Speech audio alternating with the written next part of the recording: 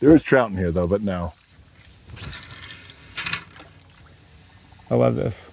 I feel like the competitive mindset is coming out. It is. All right, one more. Two more. I believe. Let's go. You believe. All right, last cast. Is this pride? Let's call it. No. Let's call it. Earlier, I was asking if you were comfortable doing nothing because I think the default is so often the other way. Like in what way, Zach? Like the default goes the other way? Like in 2 movies coming out this fall, right? Yeah. A movie called Red 1, Moana 2. Just finished shooting a movie called Smashing Machine. Yeah. I don't know, I can't even list all your businesses. You have many businesses. Kids to raise. Kids to raise. And I'm like, this guy's default is 100 miles an hour. You know, we're all busy. We're all on this treadmill that just keeps rolling and rolling. We all have that version of push and pull energy where people want stuff. They need answers from you. They want stuff from you. Any opportunity that I get to come here to the farm, man, I take it. But you're in a position, if you wanted to, you could slow it down professionally. Yes. But you don't. Why not? Because I love to work, right? So I feel like that's a thing too. Like I have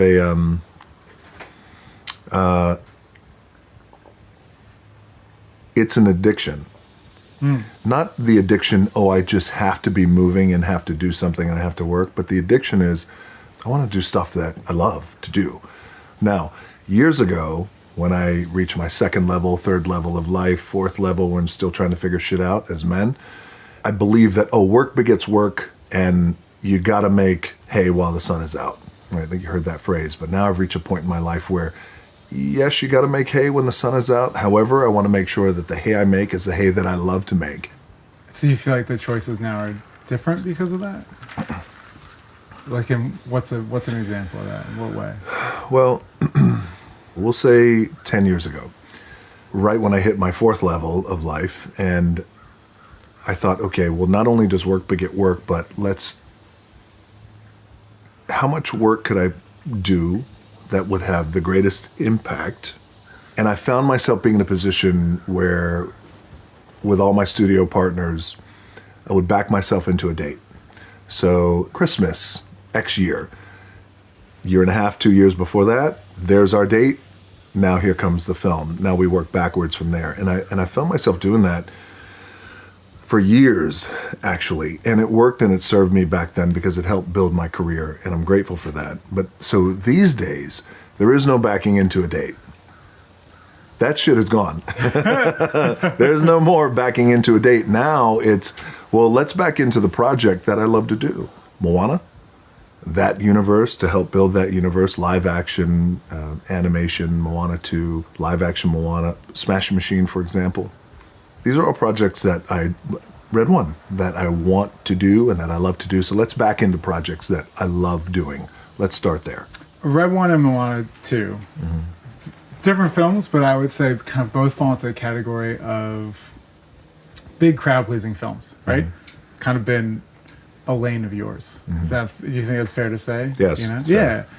My first question is like, what draws you to that type of filmmaking? The thing where it's like, we're gonna make this for as many people as we, as we can. Before I got to the WWE, I wrestled in a small wrestling company called the USWA, and it was based out of Tennessee. I lived in Memphis. Those were the days where I was making $40 per match, wrestling in flea markets, used car dealerships in the parking lot, but guaranteed $40. Right. Living in Waffle House, I ate Waffle House 3 times a day. But the reason why I bring that up is because what you learn there in cutting your teeth in that world of pro wrestling at that level is to send everybody home happy. Now, keep in mind, Zach, reaching as many people as possible back then was 100 people. Right. 150 people. Right. So you take that mentality and you apply it. When I got into the business of Hollywood and movie making, it's like, okay, well, what kind of movies do I want to make? I want to make movies that hopefully are good, that don't suck, and then, but also reach as many people as possible. So that mentality. I think I read somewhere that this pond is stocked by university biologists. Yeah. That's some real rich guy shit right there. It's cool shit. Hold on one second. Hold on. Let me fix this. Let me see. Oh, all right, hold on. It's all good. When I first got the property, it wasn't even stocked. It just had a bunch of catfish in it, and I wanted to really turn it into a really cool ecosystem.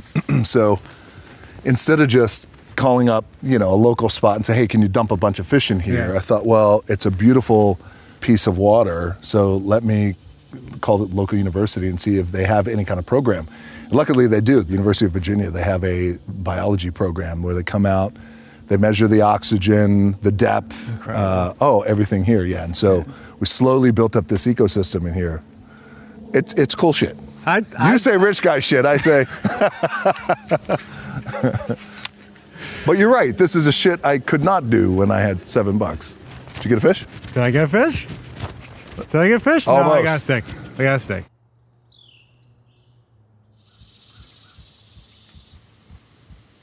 The movie you just finished shooting, Smashing Machine, very different type of film. It's based on an amazing documentary by a guy named Mark Kerr, Yes. MMA fighter, struggle with addiction, depression, really interesting guy, at least from what I've seen. Very, yes.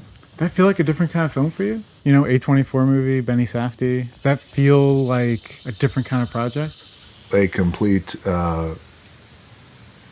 right turn, left turn, a place in space that I had not ever been in before. I've done the big films. I'm grateful for the big films. And there's still a place for the big films where you reach as many people as possible globally. But also, in a way, I got bit again. So the first time I got bit was in Morocco, the Sahara Desert, on Mummy 2. Stephen Sommers was directing, Brendan Fraser, Rachel Weisz. That was my first role ever in Hollywood, ever. Stepped on set, he yells action. When he yelled cut, I know it sounds corny, but I was like, holy shit, this is what I want to do. I'm bit. Years later, I got bit again, and what I mean by that is, I think to be able to do something where I could really sink my teeth into material, and I can jump off a cliff, and I could be scared to do it. Sounds like you were scared to do it. I was terrified. Yeah. Wow. Yeah, I was, because it's new material. It's Benny Safdie. It's A24. It's Emily Blunt, who is one of my best friends, but still she's one of the greatest of our generation. And I knew that this was also an opportunity for me to disappear into a character with prosthetics and also play somebody who is still alive and who has gone through the battles and wars of life, not only in the octagon and in the cages, but also, as you talked about addiction, about failure, about loss and mental health struggle. And that's the bug that I got bit by, and thinking,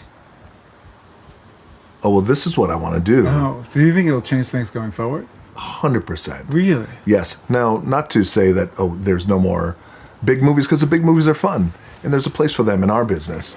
But there's also a place for me in my career where, from the moment I walk out of my house, I can't hide. Yeah. But in a way, when I could disappear in a movie like Smashing Machine and some other things now that we're developing where it will allow me to disappear with a Benny again or an A24. And you like that feeling of disappearing? Man, I love it. By the way, if you think about it, Zach, that's why I love being out here. Can I read you a quote I discovered while doing a little research on you? Yeah. This is you talking in Rolling Stone 2018.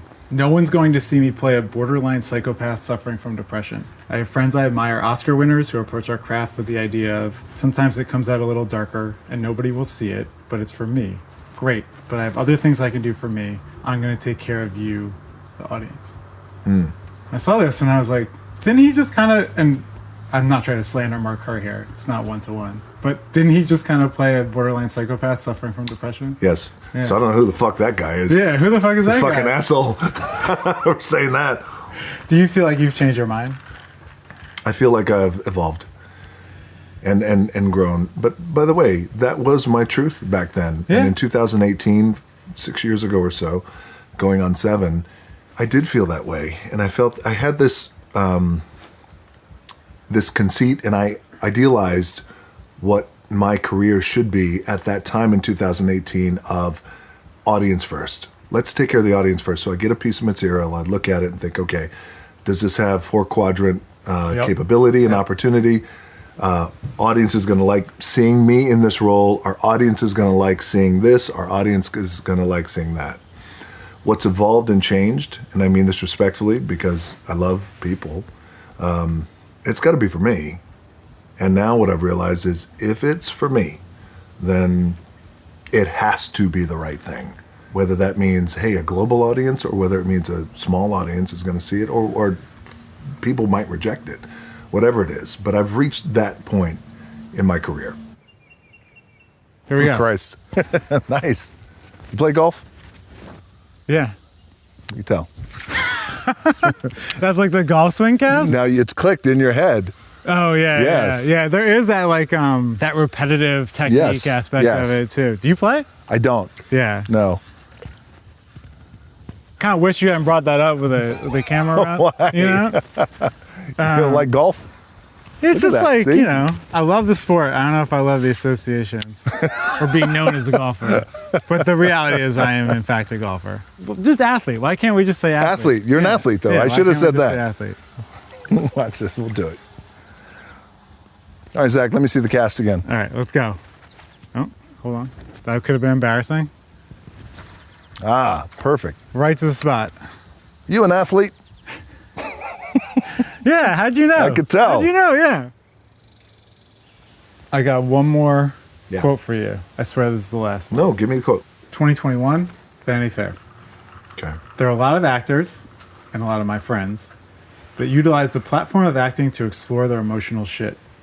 What has worked for me is a lighter touch as it relates to that. I would prefer not to explore my emotional shit in my movies because for me, that's my responsibility to go figure out. That's a lot of sludge. And now I am diving into the sludge. I mean, I have to say I'm very interested in the sludge, you know?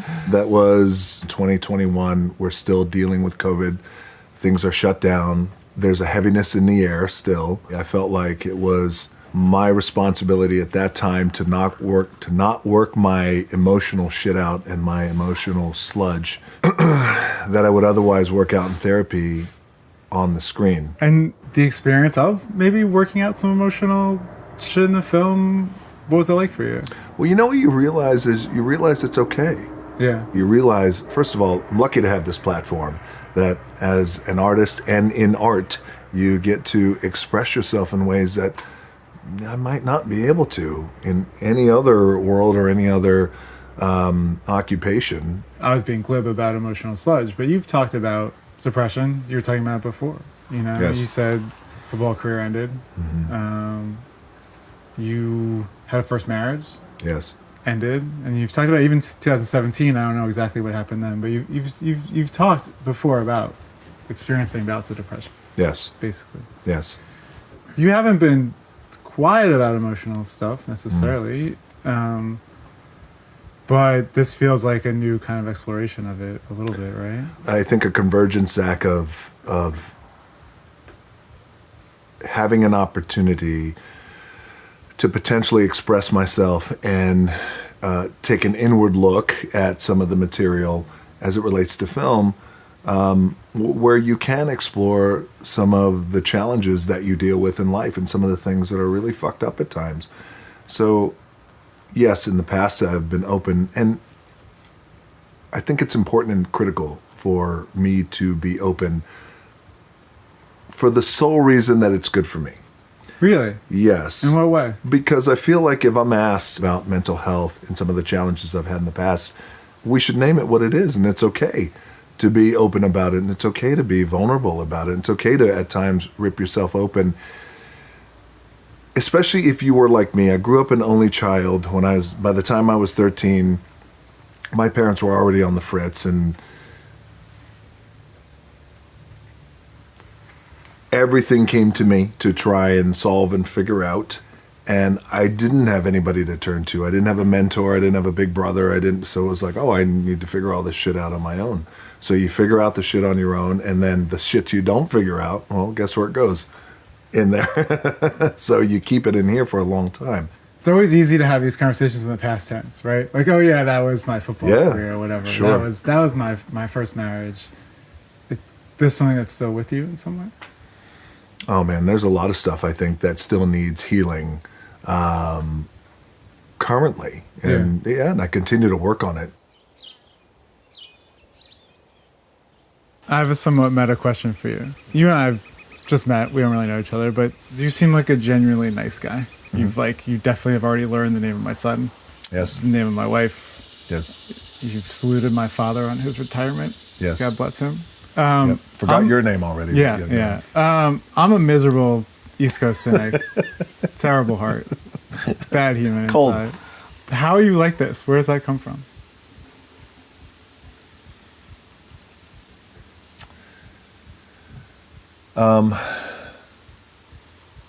My mom.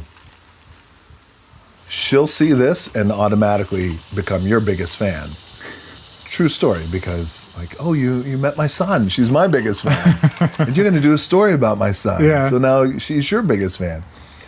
I would say my mom, always kind, always sweet, tough as nails.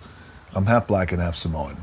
My dad's black, and my mom's Samoan. The kindest soul. Even through bad weather and damage and all the stuff that she went through, always kind. If you do the deep dive on you, there's not a lot of negativity. Like in terms of... People writing negative stuff about you. Yeah. Not really, man. I mean, they tried. I pee in a bottle. Yeah, that happens. That does happen. What about the late part of that story? Yeah, that happens too. Really? Okay. But not that amount, by the way. That was a bananas amount. Alleged in the story, you mean? That's crazy. That's not, ridiculous. The reason I brought it up, well, I guess you brought it up, but the reason that stuck out to me is I was like, this guy's 52. Is this the first negative piece of press that's been written about him? But I didn't really recognize you in that story, you know? You mean you didn't? It's not the person that shows up in anything else. Because it was bullshit. Yeah. You know what I mean? That was a whole other thing we could talk about what that was, but it's like, okay.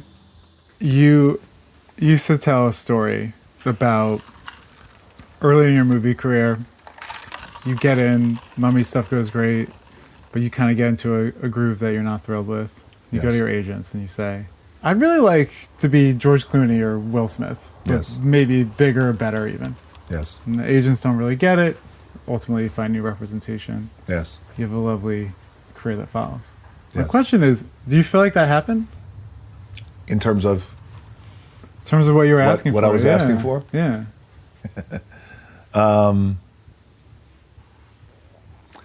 No, I don't feel it happened because I also feel like that was the idea back then. But if you really think about it, really the most important thing was, and I'm not dismissing my thought back then because I felt it, because there's no blueprint, I feel like, for a guy like me who looks like me. And so, but I feel now, looking back on the career, the declaration is just different.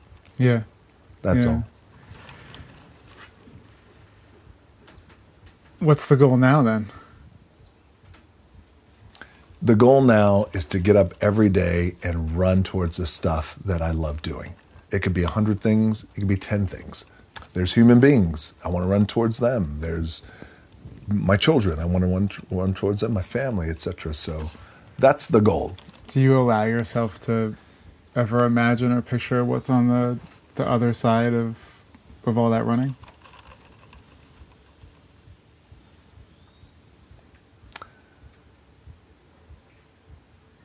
I haven't until right now, so give me a moment, because I want to answer you, because I love the question. Well, I think this will be a quote 2-3 years from now. You're going to say, you said this back in 2024. I think on the other side of all the running, this kind of running, I think on the other side is joy, man, and happiness. Because I could tell you 10 years ago, when I was running towards stuff, I don't know if I loved, but I wanted to